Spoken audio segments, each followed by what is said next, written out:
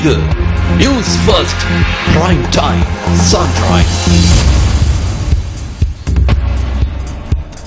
வணக்கம். நீங்கள் இணைந்து கொள்வது நியூஸ் ஃபர்ஸ்டின் காலை நேர பிரதான செய்தியுடன்.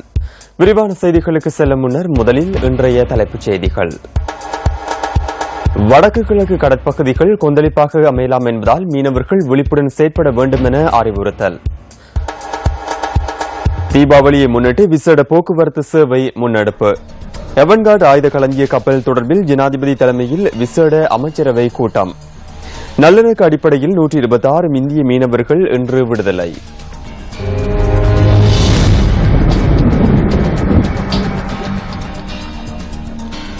இனி விரிவான செய்திகள். முதலில் உள்நாட்டுச் செய்தி. வடக்கு கிழக்கு கடற்பகுதிகள் கொந்தளிப்பாக அமையலாம் என்பதால் மீனவர்கள் விழிப்புடன் செயற்பட வேண்டும் என வளிமண்டலவியல் திணைக்களம் அறிவுறுத்தல் விடுத்துள்ளது. வங்காள விரிகுடாவின் தென்மேற்கு பகுதியில் காணப்படுகின்ற வலுவான தாளமுக்கமானது யாழ்ப்பாணத்திலிருந்து வடக்காக 250 கிலோமீட்டர் தொலைவில் நிலை கொண்டுள்ளது. இது தமிழ்நாட்டின் மேற்கு கரையோரம் வழியாக இன்றிரவு நகரக்கூடும் என எதிர்பார்க்கப்படுகின்றது.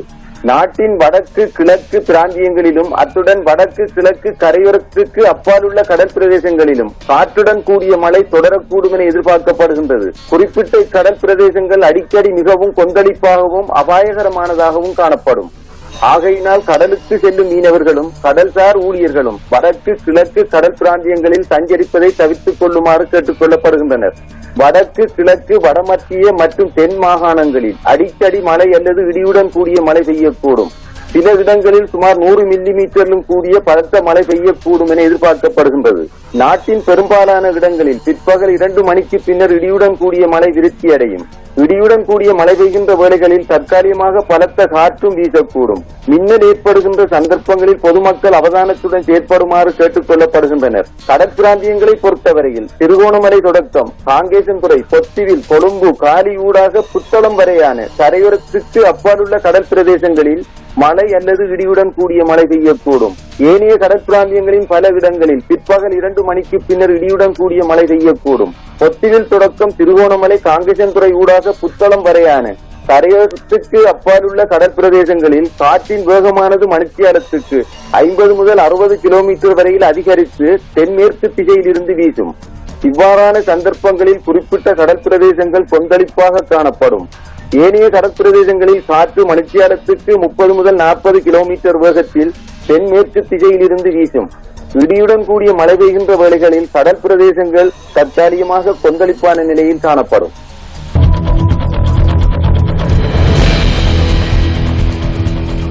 தீபாவளி பண்டிகையை முன்னிட்டு ஊவா மற்றும் மத்திய மாகாண தமிழ் பாடசாலைகளுக்கு விசேட விடுமுறை வழங்கப்பட்டுள்ளது.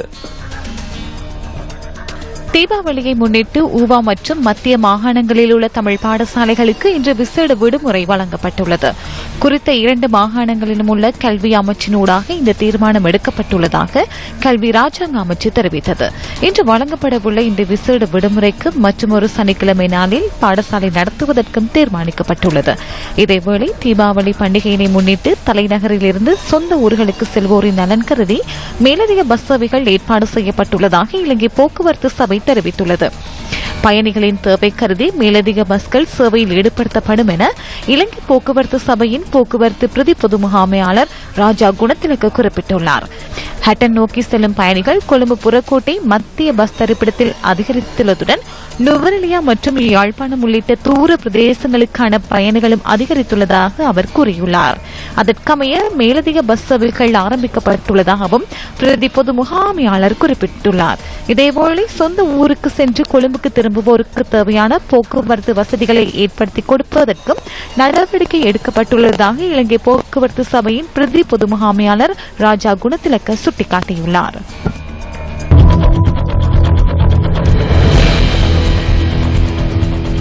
தீபாவளி பண்டிகையை முன்னிட்டு இலங்கை மற்றும் இந்தியாவில் தடுத்து வைக்கப்பட்டுள்ள 2 நாட்டு மீனவர்களையும் நல்லிணக்க அடிப்படையில் விடுதலை செய்வதற்கு தீர்மானிக்கப்பட்டுள்ளது. இலங்கையில் தடுத்து வைக்கப்பட்டுள்ள 126 இந்திய மீனவர்கள் இன்று விடுதலை செய்யப்படுவார்கள் என கடற்றொழில் நீரியல் வள அபிவிருத்தி அமைச்சர் மஹிந்த அமரவீர தெரிவிக்கின்றார். மீனவர்களை விடுதலை செய்வதற்கான சட்டம் அதிபரின் அனுமதி கிடைத்துள்ளதாகவும் அவர் குறிப்பிட்டார். யாழ்ப்பாணம், மன்னார், புத்தளம் ஆகிய பகுதிகளில் தடுத்து வைக்கப்பட்டுள்ள இந்திய மீனவர்கள் 126 பேரையும் குறித்த பகுதியில் உள்ள நீதிமன்றங்களில் இன்று ஆஜர்படுத்தி அவர்களை விடுவித்துக் கொள்வதற்கான நடவடிக்கைகள் முன்னெடுக்கப்படும் எனவும் கடற்றொழில் நீரியல் வள அமைச்சர் கூறுகின்றார். எனினும் இந்திய மீனவர்களின் படகுகள் மற்றும் வலைகள் என்பன விடுவிக்கப்பட மாட்டாது எனவும் அமைச்சர் மஹிந்த அமரவீர தெரிவித்துள்ளார். இதேவேளை இந்தியாவில் தடுத்து வைக்கப்பட்டுள்ள 36 இலங்கை மீனவர்களும் விடுதலை செய்யப்பட உள்ளதாகவும் அமைச்சர் குறிப்பிட்டுள்ளார். தீபாவளி பண்டிகையினை முன்னிட்டு இலங்கை மற்றும் இந்தியாவில் தடுத்து வைக்கப்பட்டுள்ள இரு நாட்டு மீனவர்களையும் நல்லிணக்கத்தின் அடிப்படையில் விடுதலை செய்வதற்கு இணக்கம் காணப்பட்டமை குறிப்பிடத்தக்கது.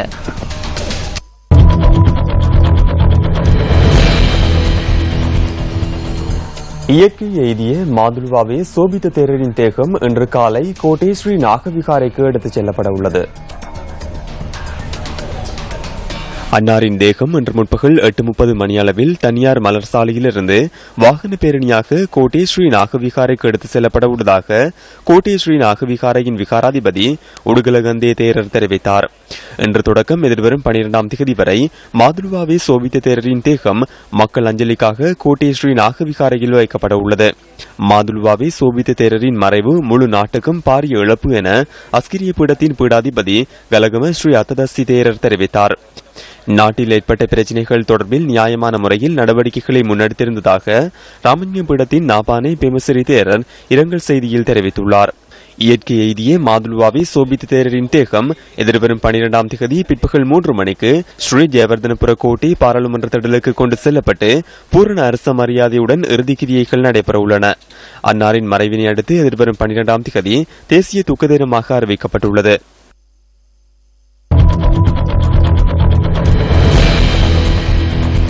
அரசாங்கத்தின் அழைப்பின் பேரில் ஐக்கிய நாடுகள் சபையின் செயற்குழு ஒன்று இன்று இலங்கைக்கு வருகை தரவுள்ளது. இலங்கைக்கு வருகை தரவுள்ள இந்த செயற்குழுவினர் கொழும்பில் தமது பயணத்தை ஆரம்பித்து யாழ்ப்பாணம், கிளிநொச்சி, மன்னார், முல்லைத்தீவு, மட்டக்களப்பு, மாத்தளை, திருகோணமலை, அம்பாறை மற்றும் காலி ஆகிய பிரதேசங்களுக்கு விஜயம் மேற்கொள்ள உள்ளதாக ஐநா வெளியிட்டுள்ள அறிக்கையில் குறிப்பிடப்பட்டுள்ளது. காணாமற் போனோர் தொடர்பில் அரசாங்கம் எடுத்துள்ள நடவடிக்கைகள், இந்த விடயம் சார்ந்த செயற்பாடுகளில் அரசாங்கத்தின் உண்மைத்தன்மை மற்றும் காணாமற் போனோர் தொடர்பாக வழங்கப்படக்கூடிய தீர்வுகள் குறித்தும் ஐநா செயற்குழுவினர் ஆராய உள்ளனர். ஐக்கிய நாடுகள் சபையின் செயற்குழுவின் துணைத் தலைவர் பெர்னார்டு ஹெயின், டையூன் பைக் மற்றும் ஏரியல் டுவிஸ்கி ஆகியோருடன் மனித உரிமைகள் ஆணையாளரின் செயலகத்தின் உறுப்பினர்களும் இலங்கைக்கு வருகை தரவுள்ளனர். அரசின் உயர்மட்ட அதிகாரிகள், காணாமற் போனோரின் உறவினர்கள் மற்றும் சிவில் அமைப்புகளின் பிரதிநிதிகளையும் ஐநாவின் செயற்குழுவினர் இதன்போது சந்திக்க உள்ளதாகவும் ஐநா சபை வெளியிட்டுள்ள அறிக்கையில் தெரிவிக்கப்பட்டுள்ளது.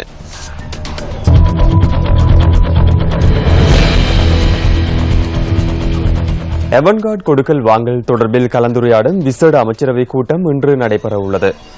ஜனாதிபதியின் தலைமையில் இன்று முற்பகல் 10 மணிக்கு அமைச்சரவை கூட்டம் நடைபெறவுள்ளதாக அமைச்சரவை பேச்சாளர் அமைச்சர் ராஜித சேனாரத்ன தெரிவித்தார். ஆயுத கொடுக்கல் வாங்கல் சம்பவத்துடன் தொடர்புடைய அமைச்சர்கள் தொடர்பான விடயங்களை தெரியப்படுத்த உள்ளதாக அமைச்சரவை பேச்சாளர் அமைச்சர் ராஜித சேனாரத்ன மேலும் குறிப்பிட்டார்.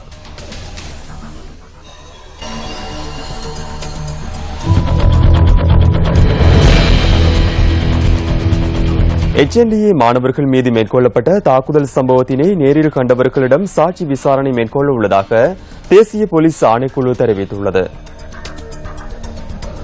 இந்த தாக்குதல் சம்பவம் தொடர்பில் மாணவர்கள், ஊடகவியலாளர்கள் மற்றும் பொதுமக்களிடமிருந்து சாட்சிகளை பெற்றுக் கொள்ள உள்ளதாக தேசிய போலீஸ் ஆணைக்குழுவின் செயலாளர் ஆரியதாச குரே தெரிவித்தார். தேசிய போலீஸ் ஆணைக்குழுவின் பிரதான காரியாலயத்தில் இன்று காலை 9 மணியில் இருந்து 4 மணி வரை சாட்சிகளை வழங்க முடியும் என அவர் குறிப்பிட்டார்.